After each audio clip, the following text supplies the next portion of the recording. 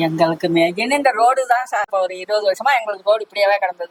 ஏங்க அப்போ தொகுதி ஒண்ணு நல்லது பண்ண மாட்டீங்களா? இந்த அரசியல்வாதிலாம் இன்றைக்கு நாட்டில் 25 ஆண்டு காலத்துக்கு பிறகு ஆறு எங்கன்னு தேடணும், மழை எங்கன்னு தேடணும், சோளம் எங்கன்னு தேடணும். புரிஞ்சவங்களுக்கு சொல்ல வேண்டிய அவசியம் இல்ல, புரியாதவங்களுக்கு சொல்லி பிரயோஜனமும் இல்லை. எம்எல்ஏ தான் வருவாங்க, பாப்பாங்க, போட்டு வாங்கிட்டு அப்புறம் திரும்பி பார்க்க மாட்டாங்க. நாம யோசிச்சு பார்க்காம இருக்கிற வரைக்கும் ஏமாத்திக்கிட்டே தான் இருப்பாங்க. கேள்வி கேட்க ஆரம்பிச்சாதான் கேட்டது கிடைக்கும்.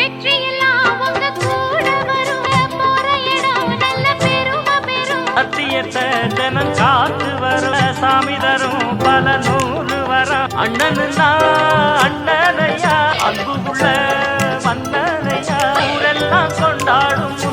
எங்களுக்கு மெயின் இந்த ரோடு தான் சார்.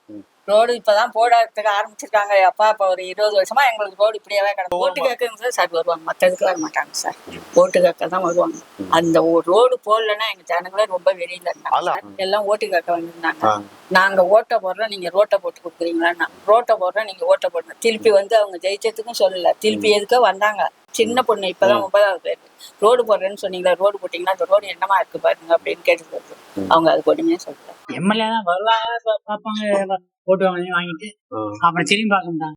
அந்த வரப்பதான் அப்புறம் என்ன இடம் வசதி எதுவுமே கிடையாது. ரோடு போட்டுருக்காங்க, தண்ணி இங்க போட தண்ணி இப்படிதான் கிடக்கும்.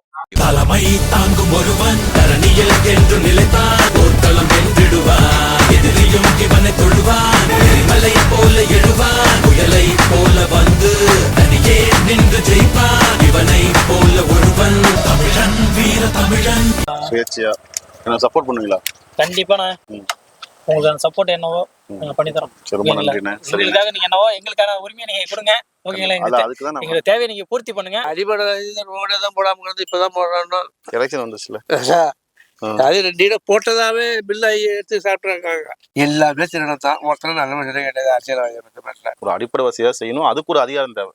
அதுதான் அந்த எம்எல்ஏ அதிகாரம். அதனால சுயேட்சைன்னு போராடுறேன், சப்போர்ட் பண்ணுங்க. நம்மள மாதிரி இளைஞர்கள் தான் அடுத்த ஸ்டேஜுக்கு நம்ம நாட்டை மாத்துறோம், நம்மளுடைய தொகுதியை மாற்றுவோம். கண்டிப்பா நான் முடிஞ்சு சப்போர்ட் பண்றோம். சரி ஓகே, ரொம்ப நன்றி. கொடுத்த காப்பாத்தீங்கன்னா கண்டிப்பா. வாக்குறுதி தருவானோட தவிர ஏதோ செய்யறதில்லை. டைட்டாப்ல வந்து மீத்தேன் திட்டத்தை கொண்டு வந்தது அரசியல்வாதி. அதே அரசியல்வாதி இருக்கிறான், மலையை உடைக்கிறான், ஆற்று மண் ஆகுறான். இவ்வளவு வந்து வேற யாரு செய்யறது? இதே அரசியல்வாதி தான் செய்யறான். இந்த அரசியல்வாதிலாம் இன்றைக்கு நாட்டில் 25 ஆண்டு காலத்துக்கு பிறகு ஆறு எங்கன்னு தேடணும், மழை எங்கன்னு தேடணும், சோளம் எங்கன்னு தேடணும். உங்களை மாதிரி ஆளு அன்னைக்கே நீங்க வந்து அரசியலுக்குலாம் வந்துருந்தீங்கன்னா எப்பவோ இந்த மாதிரி பிரச்சனைகளை ஓரளவு குறைக்க முடியும். கொஞ்சம் முயற்சி பண்ணுங்க. ஏன்னா பேருக்கு அதாவது காலத்தை பயிற்சி, நீங்க ஒரே ஆளுதான், காலத்தை பயிற்சி